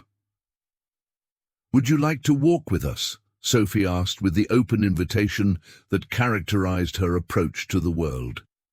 Mr. Thomas might like to meet the person who gave him such important work to do. The suggestion that Richard had given Thomas something important, rather than Thomas accepting charity, revealed the sophisticated understanding these 10-year-olds possessed about dignity and human worth. They intuitively grasped concepts that had taken Richard 4 decades to begin comprehending. "I'd be honored to walk with you," Richard replied, meaning it completely. As they made their way toward the warehouse district, the girls chatted about school, their artwork, their friends, and their plans for Thanksgiving. Richard found himself drawn into conversations about topics he had never considered. The challenges of group projects when some children didn't have computers at home, the excitement of the upcoming school play, the complexity of friendships among 10-year-olds, navigating different economic circumstances. "Mr. Blackstone," Emma said as they walked, "can I ask you something?" "Of course. Why did you decide to help our school? Dr. Washington said you could have helped any school in the city." The question deserved a thoughtful answer. "Because I met some students who showed me what real education looks like," Richard replied carefully. "You girls taught me that the most important lessons aren't always found in textbooks." Grace skipped ahead slightly, then turned to walk backward so she could face Richard while continuing the conversation. "What did we teach you?" "You taught me that generosity isn't about how much money you have," Richard said, surprised by his own willingness to be vulnerable with these children. "You taught me that caring about others makes you richer than any bank account ever could."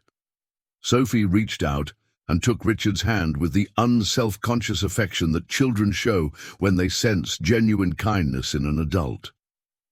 "You're learning the same things we're learning," she observed with startling insight. "Sometimes grown-ups and kids learn together." The warehouse came into view, its converted interior now humming with activity as Thomas supervised the installation of professional woodworking equipment.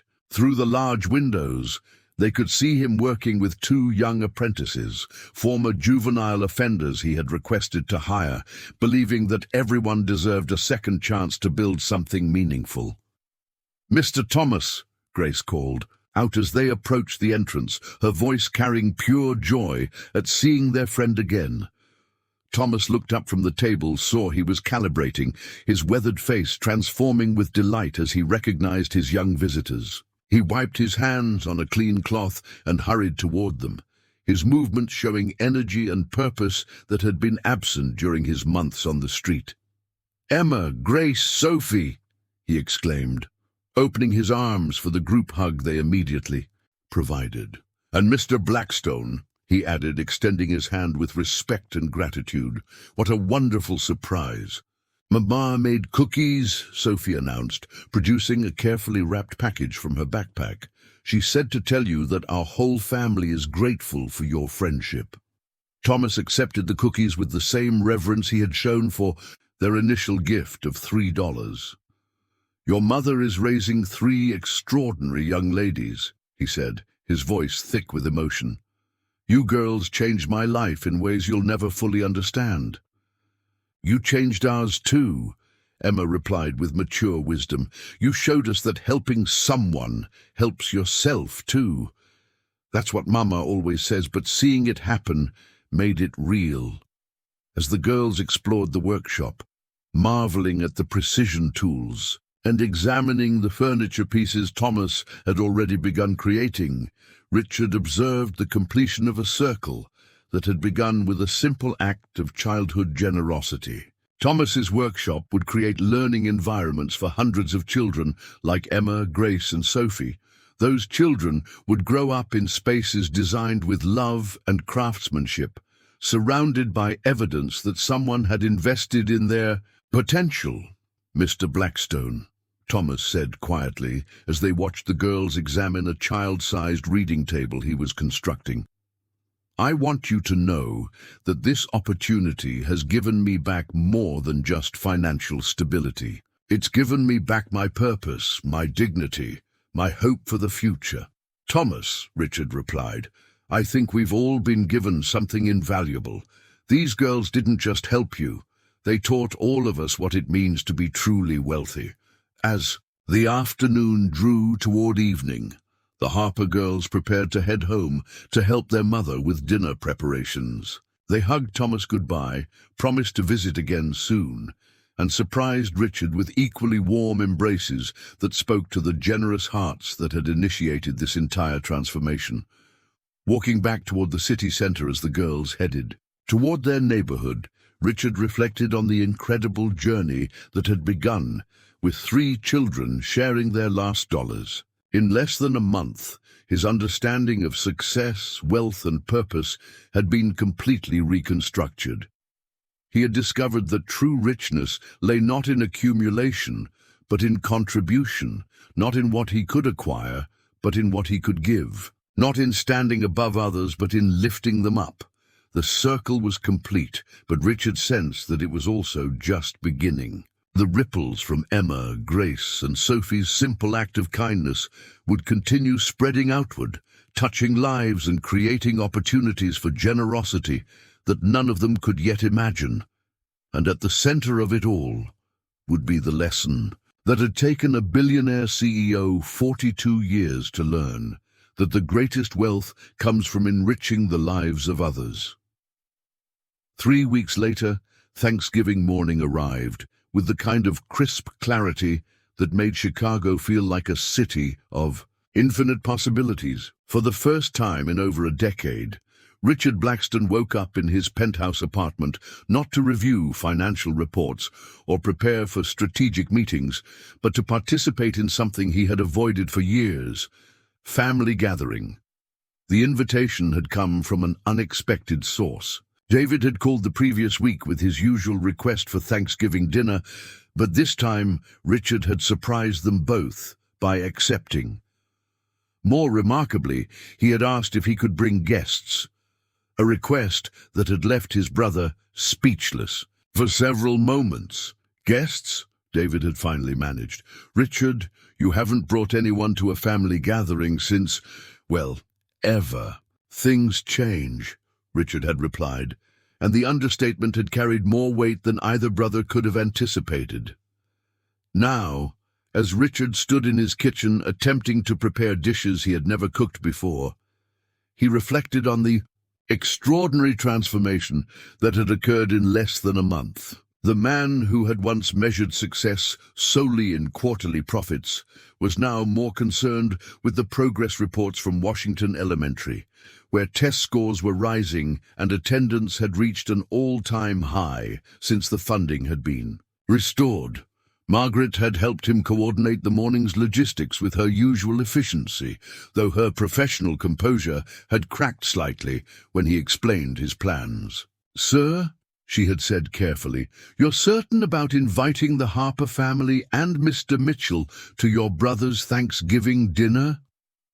"Margaret," Richard had replied with a smile that was becoming more frequent, "I've never been more certain of anything in my life."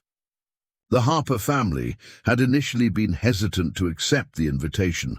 Sarah, working her usual double-shift schedule, had been overwhelmed by the generosity while worrying about imposing on strangers. It had taken Emma's characteristic directness to resolve the situation. "Mama," she had said with 10-year-old wisdom, "Mr. Blackstone helped our school because we helped Mr. Thomas. Now he wants us to be his family for Thanksgiving because families help each other. That's what you always taught us."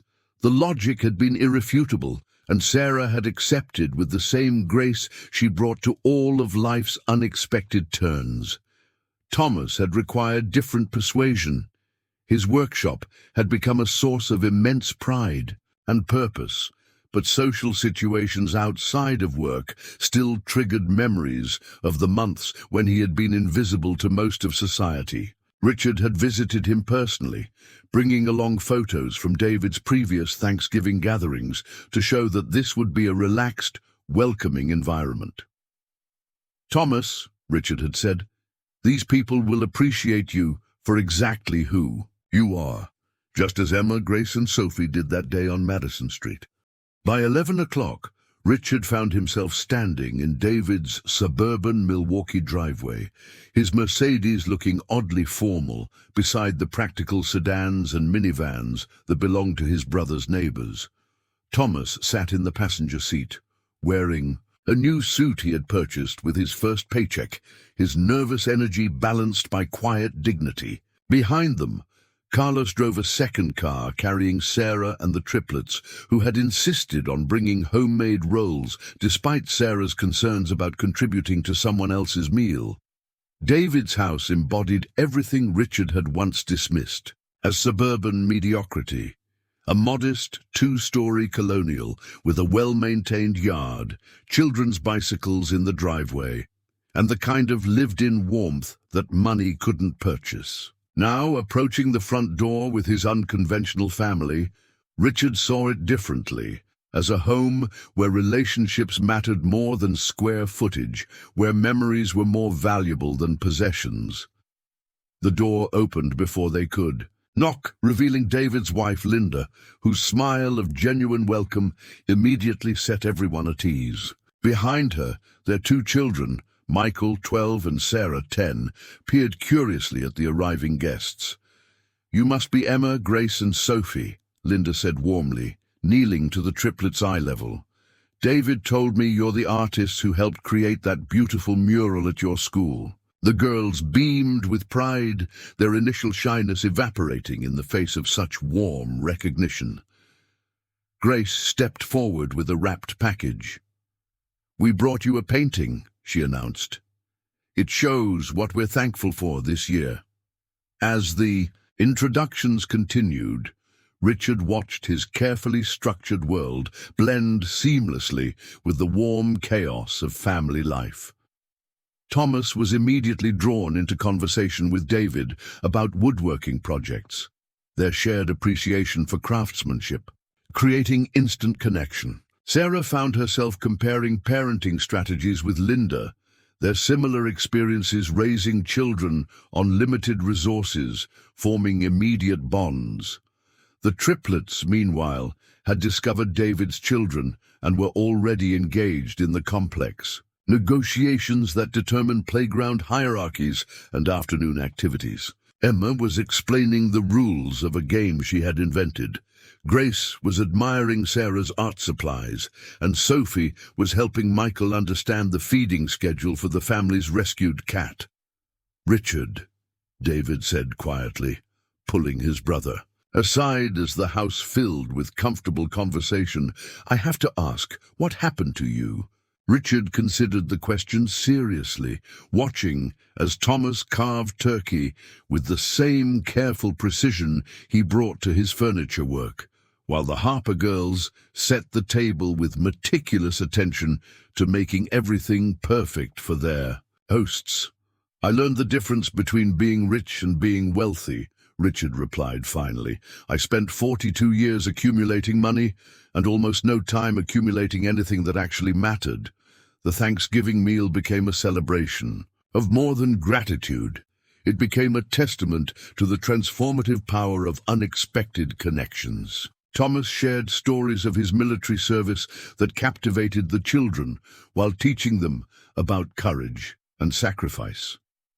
Sarah spoke about her nursing work with a passion that made everyone understand that healing others was more than just her profession. It was her calling. The Harper girls, in turn, became the evening's entertainment directors, organizing post-dinner activities that included everyone from the youngest cousin to the eldest uncle. Their natural leadership and inclusive spirits transformed a traditional family gathering into something larger and more meaningful. "Mr. Richard," Sophie said as they gathered in the living room after dinner, "can I ask you something?" Of course, sweetheart. Are you happier now than you were before you met us? The question, delivered with the directness that only children possess, silenced the entire room. Richard looked around at the faces surrounding him. David's family, who had welcomed strangers without hesitation. Thomas, whose dignity had survived circumstances that would have broken lesser men. Sarah, whose strength and grace inspired everyone she encountered, and the three girls, whose simple act of generosity had set everything in motion.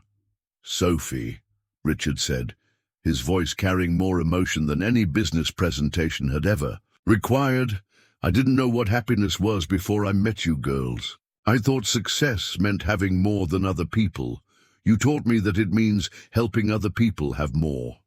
Emma, ever practical, tilted her head thoughtfully. So you're saying we helped you learn something important? You helped me learn. The most important thing of all, Richard confirmed. You taught me how to be truly wealthy.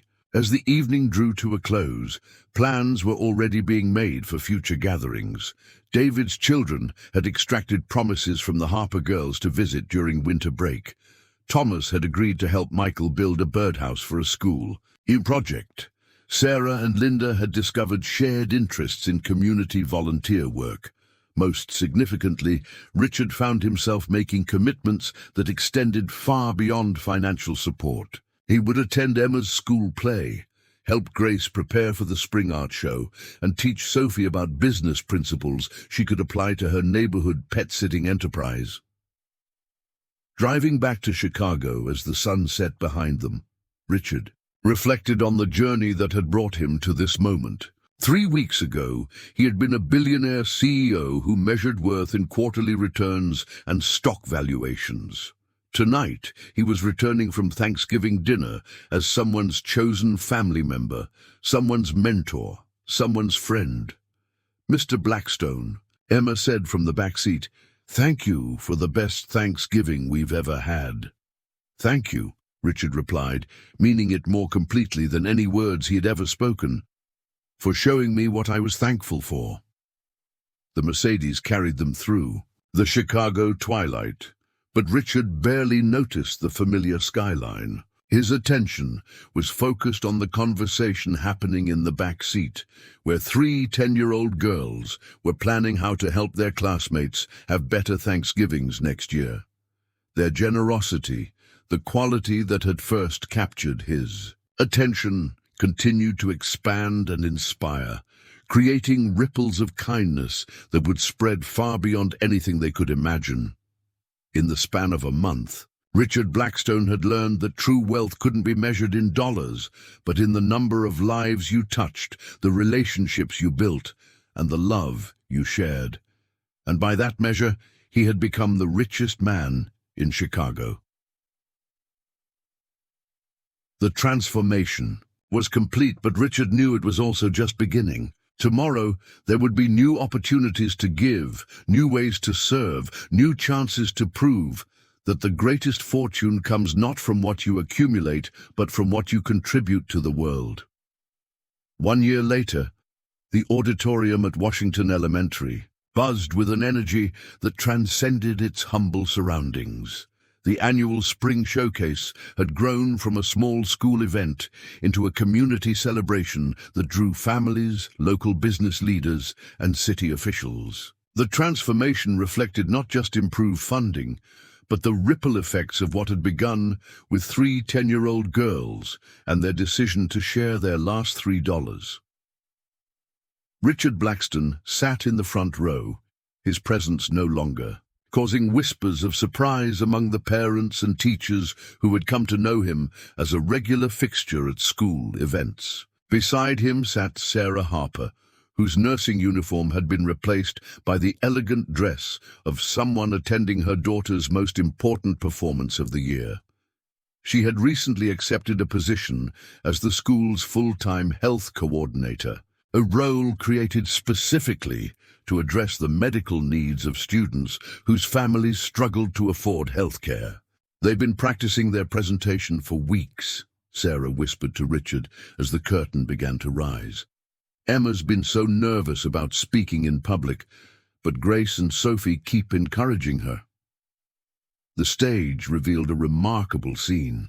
Students from every grade level had collaborated to create a living timeline of community service projects initiated over the past year. At the center stood the Harper triplets, now 11 years old, and carrying themselves with the confidence that comes from being recognized as leaders among their peers. Emma stepped forward to address the audience, her voice clear and strong despite her earlier nervousness. "Good evening, everyone. We're here to share the story of how small acts of kindness can change everything." Behind her, a backdrop painted by Grace depicted the journey that had begun on that rainy October afternoon. The artwork showed three figures giving something precious to someone in need, with ripples of light extending outward to touch dozens of other lives. "Last year," Emma continued, "my sisters and I met someone who needed help. We didn't have much to give, but we gave what we could. What we didn't know was that our small action would start something much bigger than we ever imagined." Grace stepped forward, her artistic nature evident in every gesture. "We learned that generosity isn't about how much money you have. It's about how much you care. When you help someone, you help yourself, and your whole community too." Sophie, now the same age her sisters had been during that pivotal encounter, spoke with the wisdom that had always characterized her approach to the world.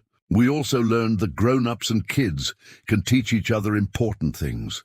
Sometimes the people who seem like they have everything are the ones who need to learn the most." The presentation continued with testimonials from other students, whose lives had been touched by the expanding web of generosity. Marcus Williams, the fourth grader who had benefited from the peer mediation program, shared how conflict resolution skills had helped him at home and in his neighborhood. Maria Santos described the after-school art program that had discovered her talent for sculpture. James Chen talked about the math tutoring that had transformed his understanding of numbers from frustration to fascination. But the most powerful moment came when Thomas Mitchell walked onto the stage, carrying one of his handcrafted wooden sculptures. A trio of children with linked hands, their faces turned toward the sky. The audience fell silent as the man who had once sat homeless on Madison Street shared his perspective on the events that had changed his life. "1 year ago, I had lost everything I thought defined me," Thomas said, his weathered hands steady as he held his creation. "My business, my home, my sense of purpose, all gone. I believed my story was over, that I had nothing left to contribute to the world." He paused, his eyes finding the Harper girls in the audience behind him. "Then 3 children taught me that having nothing material doesn't mean having nothing valuable to offer. Their generosity gave me more than money. It gave me hope. But more importantly, it reminded me that we're all connected, that helping each other isn't just nice to do, it's essential for our survival as a community." Thomas lifted his sculpture for all to see. "This piece will be displayed permanently in our school's main hallway, not as a monument to charity, but as a reminder that the smallest actions can have the greatest impact. These 3 girls didn't just help one homeless man, they started a movement that has touched hundreds of lives." The audience erupted in applause, but Thomas wasn't finished. "I want to announce tonight that the workshop program we've developed here at Washington Elementary is expanding to 5 more schools across the district. Students will learn traditional woodworking skills while creating furniture and art for their own communities. Every piece they make will be inscribed with the same message, made with hands that care for hearts that matter." Richard felt his throat tighten with emotion as he watched the man he had once observed from a car window, now commanding a stage with dignity and purpose. The transformation wasn't just personal, it represented the power of human potential when given proper support and recognition. The evening's culmination came when Dr. Washington took the microphone to announce the establishment of the Harper Family Foundation for Community Service Learning. The foundation, endowed by Richard but named for the family that had inspired it, would fund similar programs in underserved schools throughout the Midwest. The Harper girls showed us that education isn't just about what happens in classrooms. Dr. Washington explained, it's about developing young people who understand their responsibility to lift each other up, who see service as a privilege rather than an obligation, who measure success by the positive impact they have on others. As the formal presentation concluded, Richard found himself surrounded by students, parents, and teachers who wanted to share their own stories of transformation. Mrs. Chen, the elderly woman who had provided the Harper girls with practice space, in her laundromat, presented him with a handmade quilt depicting scenes from the neighborhood's improvement over the past year. Father Miguel Santos invited him to speak at St. Catherine's Church about the intersection of business success and social responsibility. But the most meaningful moment came when David approached with his own children, who had maintained their friendship with the Harper girls throughout the year. "Richard," David said quietly, "Dad would be proud of what you've built here. This is the kind of legacy he always dreamed our family could create." The brothers stood together, watching as the Harper triplets moved through the crowd like young ambassadors, thanking volunteers, encouraging shy students to share their accomplishments, and demonstrating the same natural leadership that had first caught Richard's attention. "Uncle Richard," Sophie called out, using the title she had adopted. After several months of their growing friendship, "Come meet Mrs. Patterson. She wants to start a program like ours at her granddaughter's school in Detroit." As Richard allowed himself to be pulled into another conversation about expanding their model of community-engaged education, he reflected on the journey that had brought him to this moment.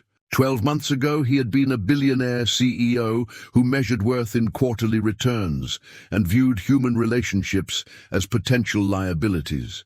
Tonight, he was Uncle Richard to 3 remarkable girls, mentor to a master craftsman, brother to David in ways that transcended their shared genetics, and founder of initiatives that would outlive any business deal he had ever negotiated.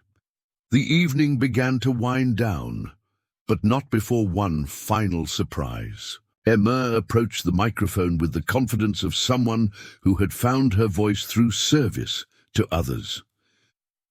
"Before everyone goes home," she announced, "we want to share something special. Grace, Sophie, and I have been working on a project that we hope will help other kids learn what we've learned this year." Grace wheeled out an easel supporting a poster-sized illustration, a map of Chicago with golden threads connecting dozens of locations throughout the city. Each thread represented an act of service or kindness that could be traced back to their original $3 gift to Thomas Mitchell. "We call it the Kindness Network," Grace explained. "Every time someone helps someone else, it creates a connection. Look how many connections started from one small action."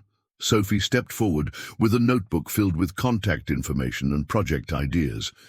"We've been keeping track of all the good things that happened because of what we did last year.